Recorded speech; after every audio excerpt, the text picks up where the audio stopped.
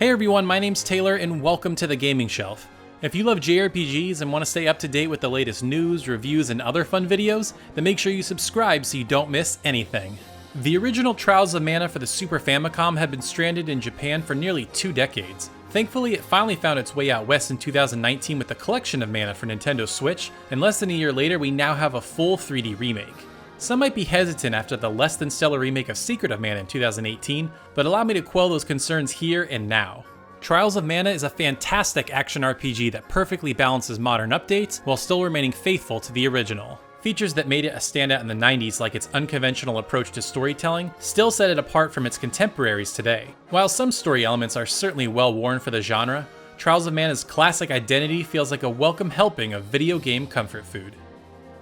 No matter what happens, I am going to complete this trial. I know this will make my mother proud of me.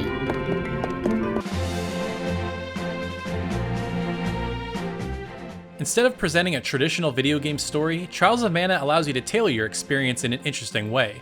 Before you even begin playing, you're asked to pick one main character from a roster of 6, as well as 2 others to serve as companions on your adventure. You'll certainly encounter the 3 others you don't choose at varying points through the story, but they'll never actually join your party. While the overall plot of saving the mana tree remains the same, other plot elements like the main villain change depending on who you choose as your main character. For example, in my playthrough I chose Angela as my main character and was constantly chasing after the Crimson Wizard. However, if you choose Hawkeye, you'd be on the hunt for Belladonna. These story changes are relatively small as every character still takes the same path through the game world. However, it is a nice incentive to replay Trials of Mana and see events play out differently with each character. The main casts are all distinct with infectious personalities and you'll have your favorite of the bunch. That being said, the game feels like it has no stakes. It reminds me of a Saturday morning cartoon where a conflict would be presented, but you always have this feeling that things are going to turn out okay by the end of the episode. Because of this, it's hard to feel invested in anything that's going on in the story, even when the game is clearly trying to present a shocking twist. In the end, Trials of Mana's story is more or less there to just lead you from one location to the next. Well, I'm on my way to Wendell to see the Priest of Light anyway. Oh, you want to see Grandpa? Why didn't you say so?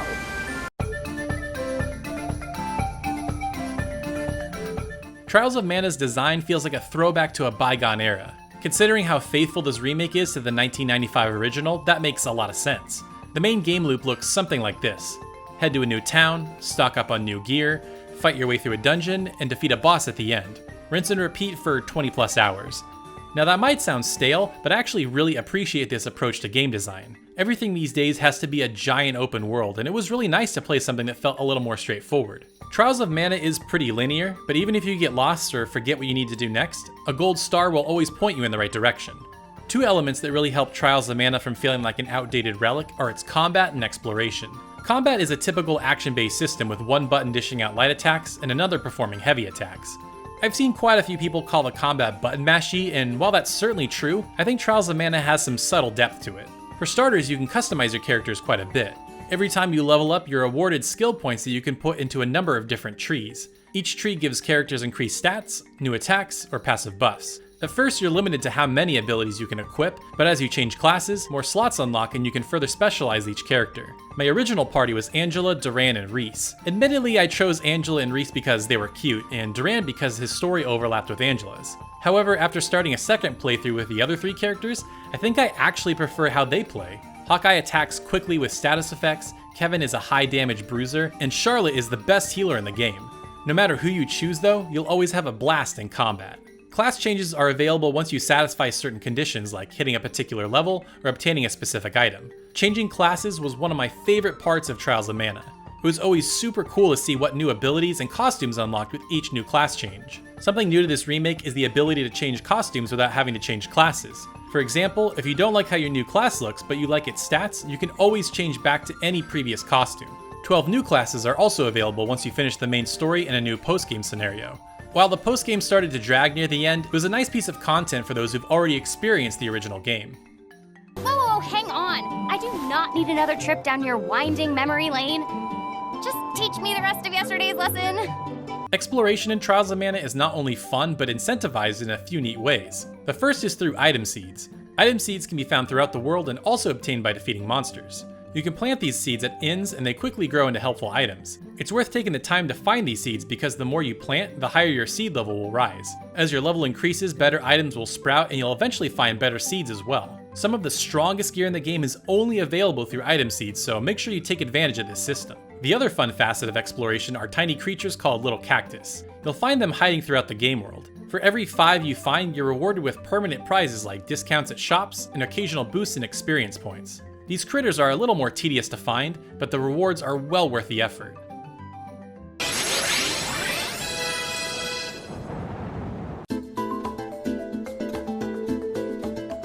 Trials of Mana has a bright, vibrant look to it. Every location is bursting with color and personality. Making the jump to high-definition 3D visuals has really breathed new life into these characters. What was once an indistinct pixel on a character's outfit is now an elaborate detail. Trials of Mana certainly doesn't have the budget of something like Dragon Quest XI or Persona 5, but it still has an appealing, stylized look in its own right. One of the biggest criticisms levied against 2018's Secret of Mana remake was its butchered soundtrack arrangement. Thankfully, the new musical arrangements in Trials of Mana are fantastic and fitting modernizations of the original score. However, if you still prefer the original music, it's available to change in the options menu. The English voice acting overall is pretty solid. It feels a little over the top at times, like something you might find in a modern anime.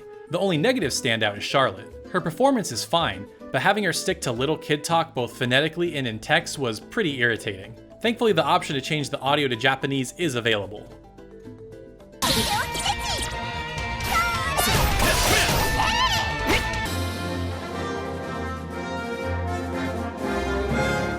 Trials of Mana is an excellent remake of a classic action RPG. The design and story definitely feel well worn in 2020, but the game's excellent combat, addicting exploration, and fun class changes elevate it far above the original. My first playthrough clocked in at around 20 hours, but from what I've seen online, that seems to be on the lower end. Many are reporting playtimes of 25 to 30 hours, and if you include extra runs to see all the story has to offer, you're probably looking at 60 to 80 hours. Considering Trials of Mana is launching at a discounted $50 price tag, it's hard to ignore that value. Whether you're a fan of the original or coming to this game for the very first time, Trials of Mana is an adventure well worth your time. Now if you want to hear about another excellent remake of a Square Enix classic, then make sure you check out my review for Final Fantasy VII Remake, as well as my 7 predictions for what will happen in Part 2. And make sure you subscribe so you don't miss any future coverage. Thanks so much for watching, and we'll see you next time.